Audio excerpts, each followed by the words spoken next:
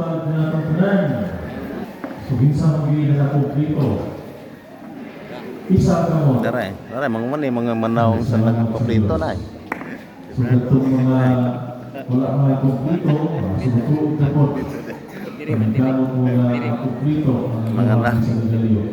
At sa kumplito na ito, ako 5 kaadlaw, 10 kaadlaw, 7 kaadlaw, o 2 kaadlaw, o 1,000 hari. At sa kumplito na ito, ang 1 kaadlaw sa medalyo. So, bumat, kapag natin ipasalamat ng igsoon na bisan sa kabugnaw, sa panahon, kapoy kayo mata, pero nagsakripisyo kita sa kong kaugalingon, tumunugalan sa tuwang pagpasalamat sa Ginoo, sa mga glasya ang ihatag nato. Kani nga ito ang pagbihi mo nga sakripisyo ng igsoon, gamay na kinitandi sa mga kaayo sa Ginoo nga nato. Pagpasalamat na hangtod karon, kumplito pa o pamilya, wala kita makuhari sa panahon nga ang mga katalagman ihasik ka nato sa mga ilabay ng mga bulan, binog, bagyo, baha, pero naniya gihapon ta ang pabilin. Muna nga dako kaya ito rin pasalamatan sa Ginoo, iko na rin siguro din ito Pero sa kulong dili pa rin siya inap na makapasalamat na sa Ginoo kay so, sa ako ito pasalamat, bigil ta kaigo, bigil ta ka baos sa kaayo sa Ginoo nga nito na ito ng igsoon. Muna nga, ginagman na ito ng sakripisyo, ayon ta na mahinaw kita na kini makapahimuot sa Ginoo o kini pamaagi ang kitang tanan makasulod na ito sa ginharian sa langit. Ang ato ang pagbasa na lang karon ng igsoon, paghapon nag-isgot man ta sa kinabuhi Juan. Pero ato ang pinda sa tuwang Ebanghelyo, si Zacarias na usap ang amahan ni Juan.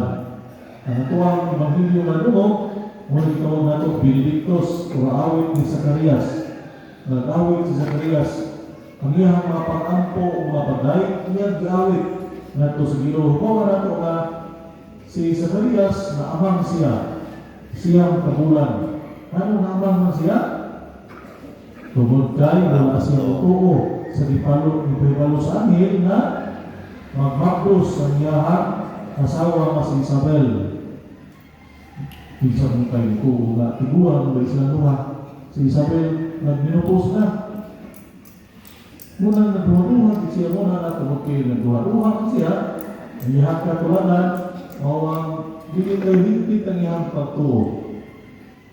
Pero bisa pa man na gigamit gapon siya sa Ginoo. Muna na naabang siya sa siyang buwan o samtang may bugso na si buwan o ipapangyagan o gitulik na nila Koto na.